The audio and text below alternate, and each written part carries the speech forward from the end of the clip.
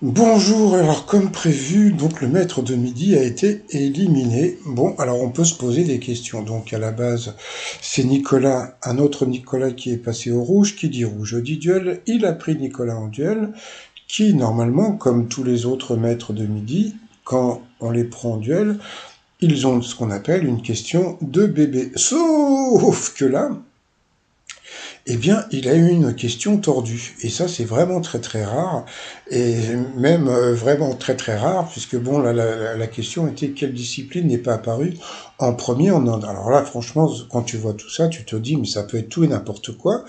Et donc il est parti sur le Gikong et en fin de compte, eh bien, c'était l'hypnose, d'accord. Bon, moi je veux rien dire, mais l'ancien maître de midi qui est resté presque 200 participations, n'a jamais eu ce genre de questions. Alors tu te dis, mais pourquoi ont-ils voulu l'éliminer? Alors moi, de mon point de vue, je pense que peut-être qu'il n'y avait plus rien à en tirer, entre guillemets. C'est-à-dire que bon, il y a eu le gimmick avec le mariage, mais bon, ça commençait un petit peu à bien faire. Et puis après, bon, au niveau des questions, bon, on sentait que il était fort en géographie, mais c'est tout. C'est-à-dire que bon, il y a plein de trucs qu'il savait pas.